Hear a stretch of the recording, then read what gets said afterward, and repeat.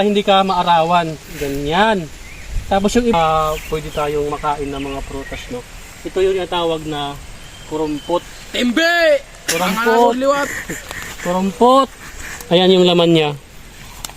Oh, kurumpot tawag dyan. Ito, oh. Yan. Kurumpot yan. Tapos, meron pa tayong makikita dito. Ito yung tinatawag na oregano.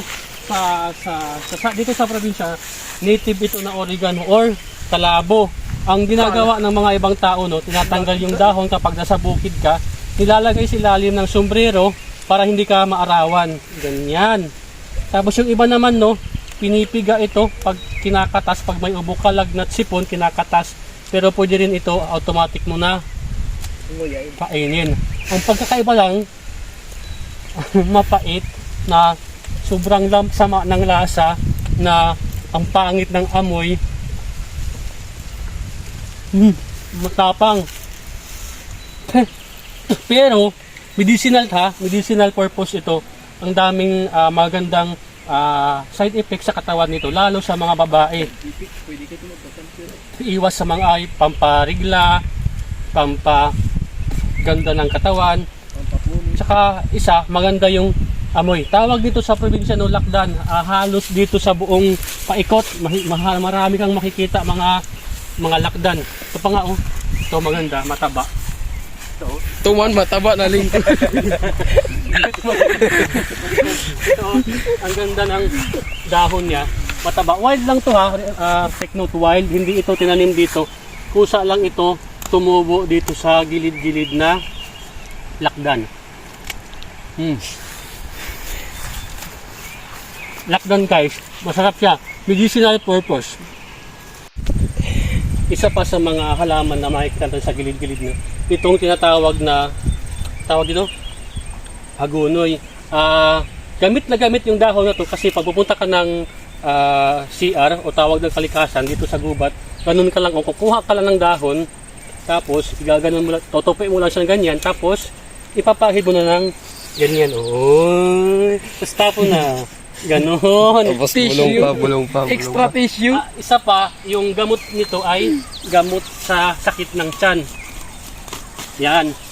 Nilalaga lang to, pinapatuyo, nililinis na maayos, nilalaga at saka iniinom yung katas ng gamot na to. Totoo yan, sobrang effective nito sa gamot sa sakit ng tiyan. Itong gamot na to. So medicinal purpose din siya, ha. Maliban sa pang-uli, panggamot din sa sakit ng tiyan. Hindi nga nagpapabalo, ah. Bata nga nag-uwa. Ang katakin niya dida. Naghanip siwat kay bakit ko ng bata. Naghanip niya madara pusil. Basta magpupusil na ng tarabang man.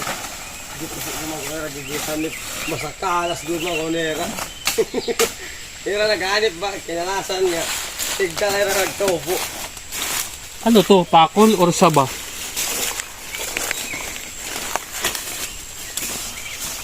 Bay, ano daw ito? Pakul ba ito kung saging? Saging? Saging ani. Nayapad lang yun. Anong saging? Wala. Pero hinugnan iya laman, ha. Kulay. Sabo ito, sabo Kaya hiraw. Kuan na hiya ho. Sabo ito. Hinug na. Hinog na ya utot. Sabo nga nito. Lalamon malandig. Sa danggod ng tao. Pisti. Naisuad na ito bagan Japan. Wala hawan-hawan ba? Masaplod. Wala hawan-hawan. Mga naging native na kuan good. Baga na yan, naging pakul ano? Kaano niya ho? Kadalag ko po niya lawas. Ano? Unod. Unod. Tawag ni? Bones. Kapari ka dito. Para may katinan.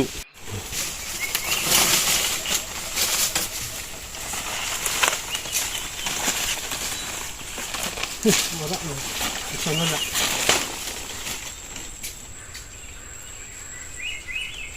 Wow.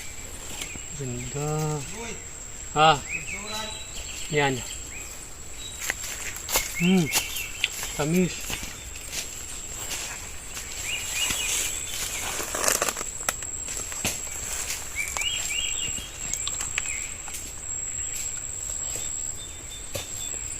Matamis.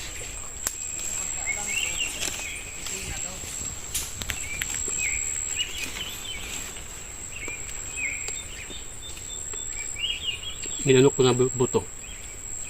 Tsaka busog na ako.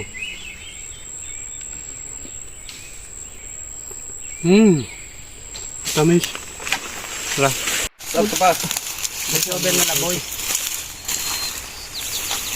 Makakali mo kaplanihan.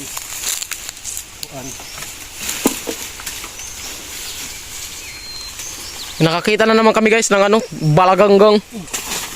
Kakainin ni Boy Tanga. Ito yung tinatawag na pagumbom. Marami naman nagsasabi na tagbak. Bahala ka sa buhay niya. Basta ako, pagumbom tawag dito. Hindi ito tagbak. Ayan o, para siyang bayabas. Ayan o. Tikman natin kung gaano kasarap ha. Ayan o. Alam mo yung nag-aagaw yung asim at tamis niya. Masarap. Huwag yun lang kainin yung buto. Ayan pa.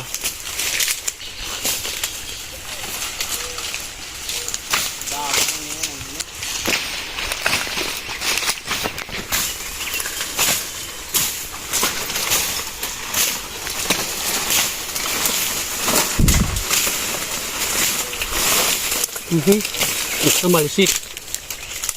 Ito yung hinog. Ito yung hilaw.